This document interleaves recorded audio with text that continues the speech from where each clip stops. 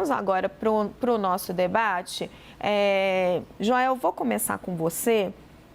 O quanto que isso complica Jair Bolsonaro? Porque conversando agora com os aliados dele, com fontes no PL, a tentativa é de isolá-lo completamente.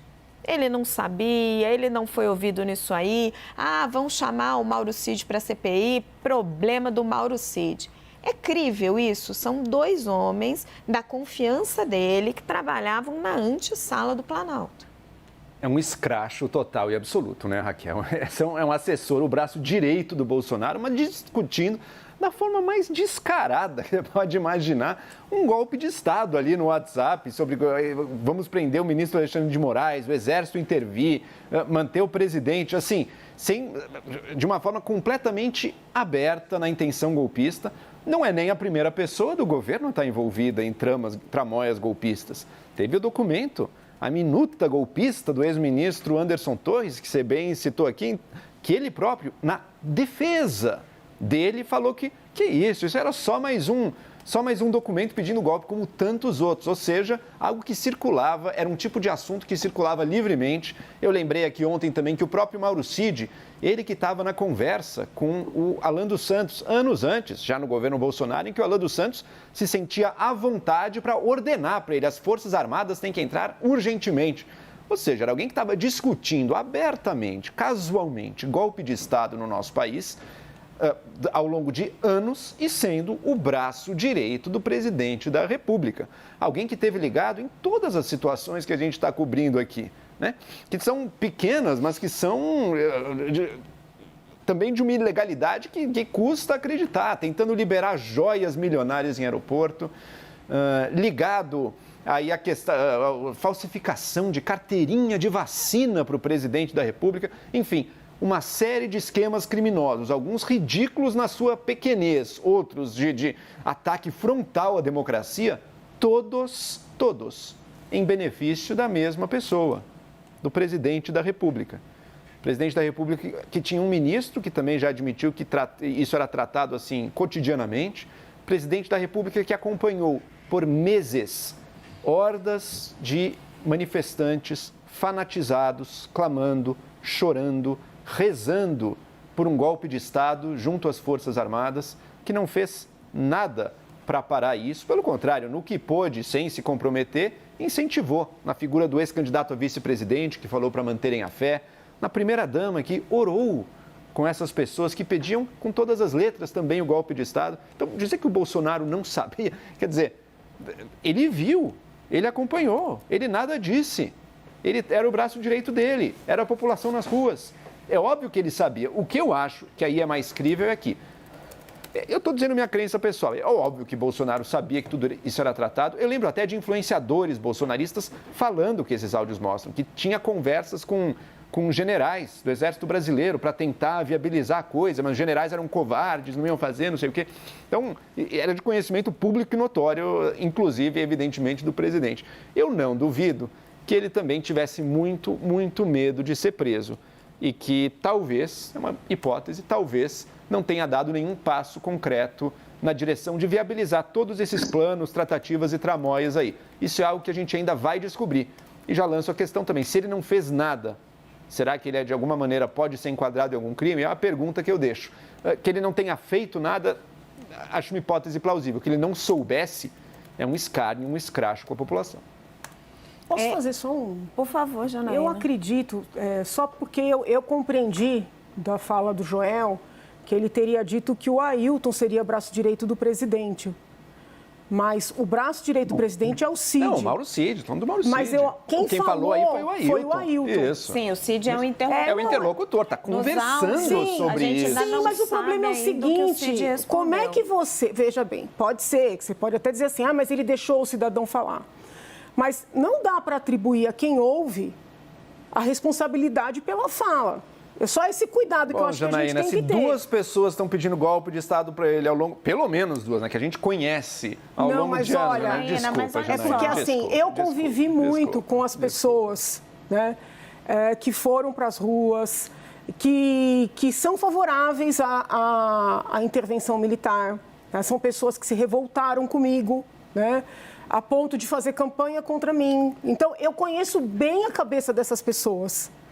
Elas acreditam, elas querem e elas tentam convencer todo mundo. Com isso, eu não estou dizendo que o Cid eventualmente não pense dessa forma. Pode ser que venham aí à tona diálogos evidenciando que era o pensamento também do braço direito do presidente. Mas esse senhor, até onde eu sei, não é braço direito do presidente. Entraram 3 senhoras na Assembleia. Foi uma coisa para mim muito impactante.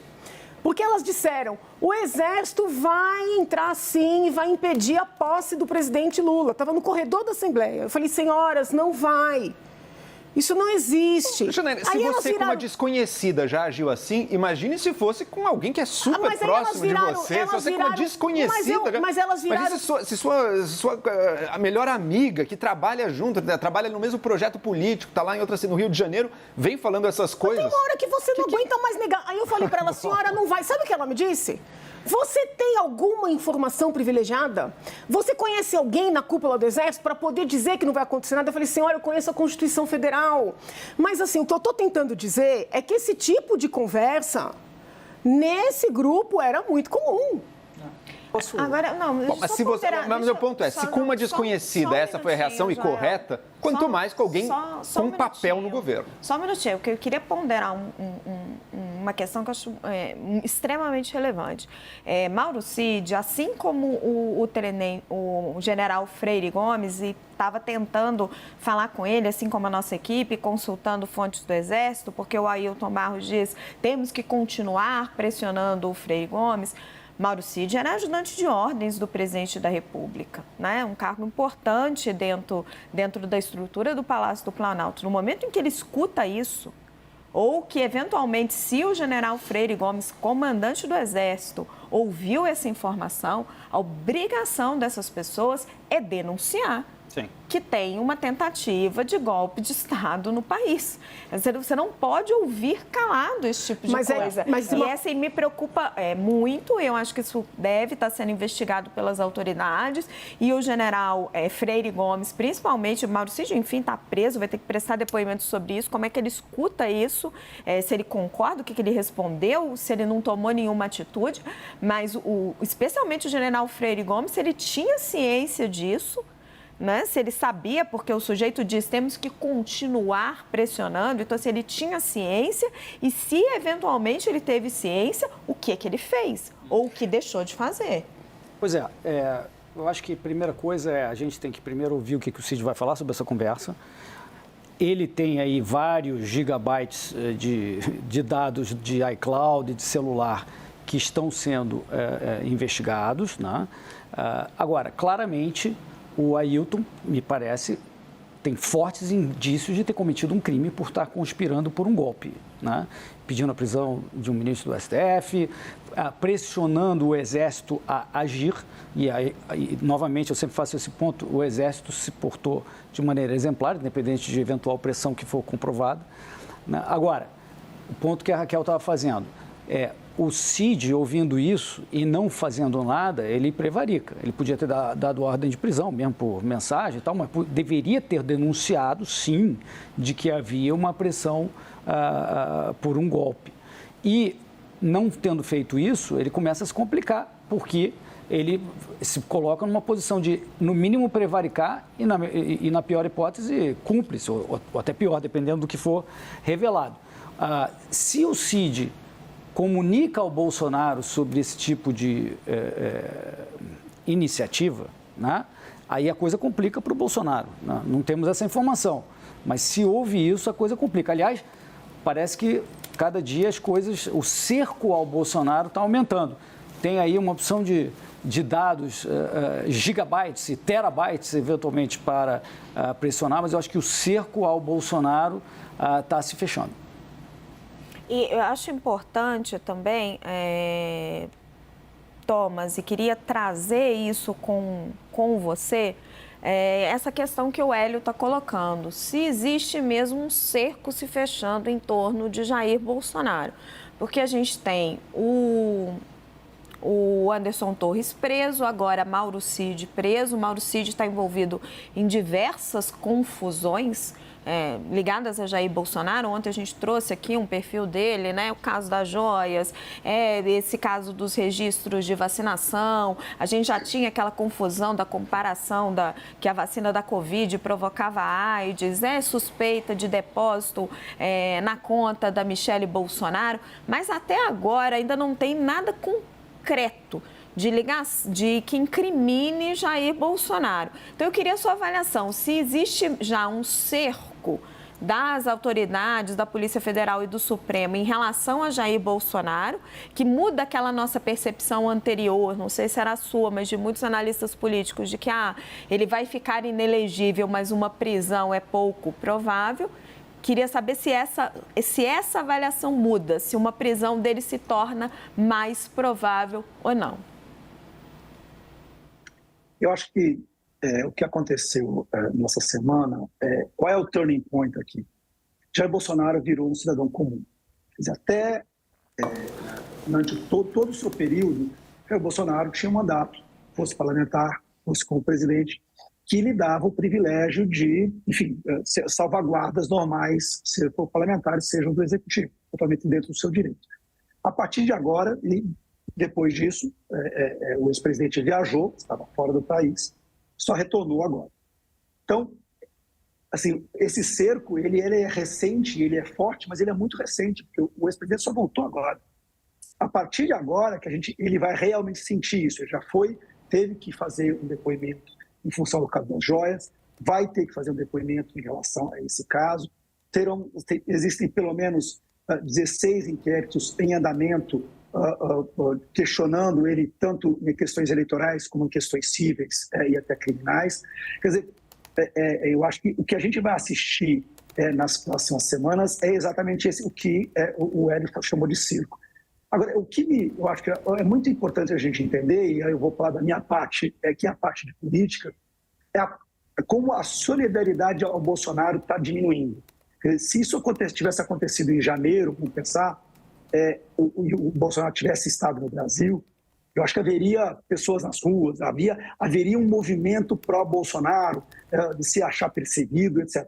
Cada vez mais o que a gente está assistindo mesmo aliados do Bolsonaro, como o ex-ministro Marinho, que conversou com nós há pouco, faz aquele tom de uma defesa quase que formal. Bolsonaro está perdendo um tamanho político, ele está perdendo um apoio político importante e que é muito importante quando você está tendo um cerco como esse que está acontecendo no judicial.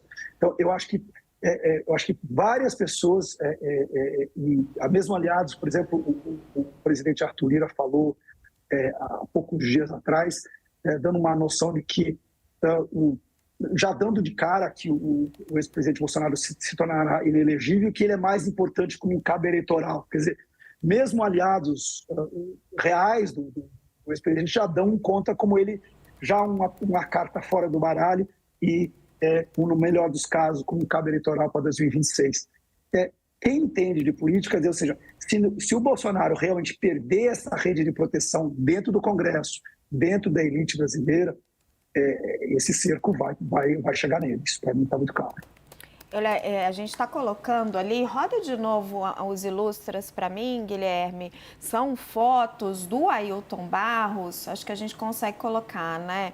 Com o presidente Jair Bolsonaro, né? O nosso analista, o Leandro Rezende, fez um perfil dele mostrando que ele foi candidato, se não me engano, a deputado federal, estou recuperando aqui na matéria do Leandro, e ele se apresentava como o 01 do Bolsonaro. Ele tem ligações com o Jair Bolsonaro, Ailton Barros, 22001. Bastante próximo do presidente aí nas fotos, em várias ocasiões. Nessa aí, tá do lado do Braga Neto, do Anderson Torres, de várias pessoas do staff muito próximo do presidente, assim.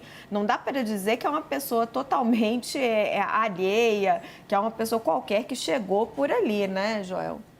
Pelo que eu estava lendo, estiveram juntos na apuração dos votos. Tem mensagem do Bolsonaro chamando ele de um segundo irmão dele no Exército. Primeiro era o Hélio Negão, depois era ele.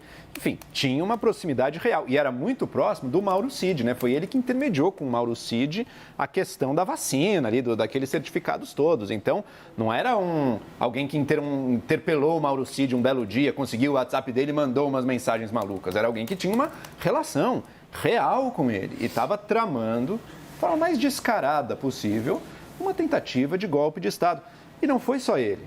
A gente tem tantas pessoas ligadas ao governo ou ao Estado brasileiro, infelizmente, que tentaram algo nesse sentido. O que foi a ação da PRF no dia da eleição e o corpo mole no dia seguinte para tirar caminhoneiros bolsonaristas que também queriam fechar as rodovias do país até que acontecesse um golpe de Estado.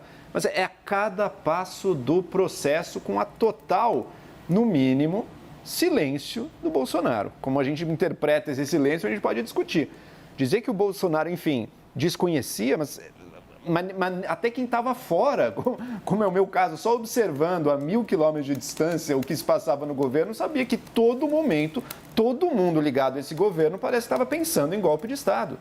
E me dá enquanto cidadão, eu posso dizer também que me dá um alívio que, veja, imagina o Bolsonaro reeleito, imagina ele com esse Congresso bem mais à direita, imagine uma ofensiva contra o Supremo Tribunal Federal, contra o TSE, como não seria facilitada, e que foi, com erros ou acertos, que foi uma barreira, pelo menos no dia da própria eleição, uma barreira a tentativas assim quase que diretamente golpistas de tentar reverter ou impedir o resultado das urnas. Imagina o que teria sido do Brasil. A gente vê essas notícias, são terríveis, mas ao mesmo tempo a gente respira um pouquinho aliviado. Ele não é mais presidente, não vai tentar fazer o que estão falando aí.